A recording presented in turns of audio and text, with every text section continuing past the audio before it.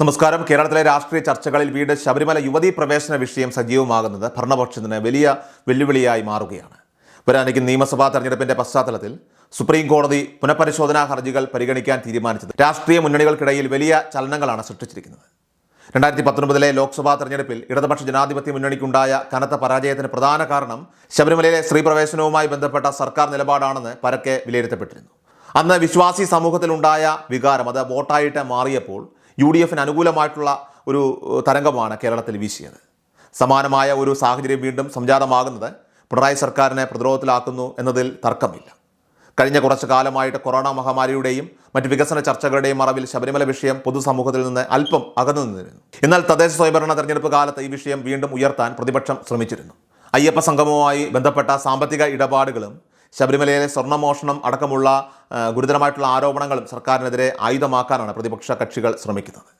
വിശ്വാസികളുടെ വികാരം വ്രണപ്പെടുത്തിയ ഒരു സർക്കാർ എന്ന ലേബൽ മാറ്റിയെടുക്കാൻ സർക്കാർ നടത്തിയ PR പ്രവർത്തനങ്ങളെ ഈ പുതിയ വിവാദങ്ങൾ നിഷ്പ്രഭമാക്കുമോ എന്ന ആശങ്ക ഇടത് കേന്ദ്രങ്ങളിൽ ശക്തമാണ്. മുഖ്യമന്ത്രി തന്നെ നേരിട്ട് ഇത്തരം ആരോപണങ്ങളുടെ കേന്ദ്രബിന്ദുവായി മാറുന്നത് രാഷ്ട്രീയമായി വലിയ പരിക്കേൽപ്പിക്കാൻ സാധ്യതയുള്ള ഒന്നു തന്നെയാണ്.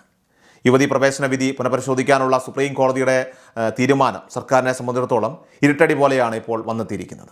നവോത്ഥാന മൂല്യങ്ങൾ സംരക്ഷിക്കാനാണെന്ന പേരിൽ യുവതികളെ മല കയറ്റാനായിട്ട് സർക്കാർ കാണിച്ച അമിത താല്പര്യം അന്ന് വലിയ ക്രമസമാധാന പ്രശ്നങ്ങൾക്കും പ്രതിഷേധങ്ങൾക്കും വഴിവെച്ചിരുന്നു. ഇപ്പോൾ കോടതി തന്നെ വീണ്ടും ഈ കേസ് പരിഗണിക്കുമ്പോൾ സർക്കാർ പഴയ നിലപാടിൽ തന്നെ ഉറച്ചു നിൽക്കുമോ അതോ വിശ്വാസികളുടെ താല്പര്യം സംരക്ഷിക്കുന്ന രീതിയിൽ പുതിയ സത്യവാങ്മൂലം നൽകുമോ എന്നതാണ് എല്ലാവരും ഇപ്പോൾ ഉറ്റുനോക്കുന്നത്. സത്യവാങ്മൂലത്തിൽ മാറ്റം വരുത്തുന്നത് സർക്കാരിൻ്റെ രാഷ്ട്രീയ നയങ്ങളുടെ പരാജയമായിട്ട് വ്യാഖ്യാനിക്കപ്പെടും എന്നതിനാൽ തന്നെ വലിയൊരു പ്രതിസന്ധിയാണ് ഇവിടെ ഉരുത്തിരിയുന്നത്. പ്രതിപക്ഷമായിട്ടുള്ള UDFനെ സംബന്ധിച്ചിടത്തോളം ഈ സാഹചര്യം രാഷ്ട്രീയമായി ഏറെ അനുകൂലമാണ്.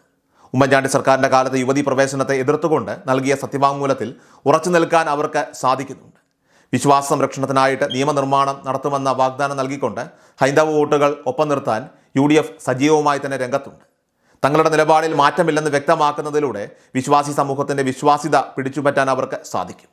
അതേസമയം ഇടതുപക്ഷം തങ്ങളുടെ നിലപാട് വ്യക്തമാക്കാതെ ഒഴിഞ്ഞു മാറുന്നത് അത് വരാനിരിക്കുന്ന തെരഞ്ഞെടുപ്പിൽ വലിയ തിരിച്ചടി ഉണ്ടായേക്കുമെന്ന ഒരു നിരീക്ഷണമാണ് രാഷ്ട്രീയ നിരീക്ഷകർ പോലും ഇവിടെ കണക്ക് കൂട്ടുന്നത്. സാമുദായിക സംഘടനകളുടെ നിലപാടും ഈ ഒരു ഘട്ടത്തിലേറെ നിർണായകമാണ്.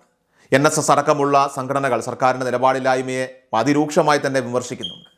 സുകുമാരൻ നായരെ പോലെയുള്ള നേതാക്കൾ സർക്കാരിനെതിരെ പരസ്യമായിട്ട് രംഗത്തെത്തുന്നത് NSS വോട്ടുകളിൽ വലിയ വിള്ളലുണ്ടാക്കാൻ സാധ്യതയുണ്ട്. എന്നാൽ നവോത്ഥാന സമിതിയിലുണ്ടായിരുന്ന മറ്റു ചില സംഘടനകൾ സർക്കാരുമായിട്ട് അകലുന്ന കാഴ്ചയും നമുക്ക് കാണാൻ സാധിക്കും.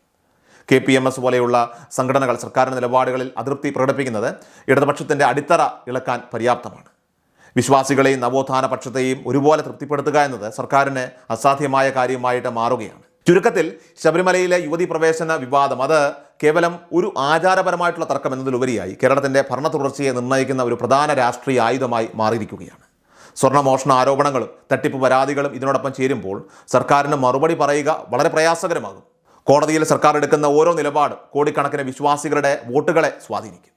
വിശ്വാസവും രാഷ്ട്രീയവും നേർക്കുനേർ നിൽക്കുന്ന ഈ പോരാട്ടത്തിൽ ശബരിമല അയ്യപ്പൻ്റെ പേരിൽ ഉയരുന്ന വിവാദങ്ങൾ ആർക്ക് തുണയാകുമെന്ന് അത് വരും ദിവസങ്ങളിലെ കോടതി നടപടികളും തെരഞ്ഞെടുപ്പ് ഫലവുമൊക്കെ തന്നെ തെളിയിക്കുന്നതാണ്.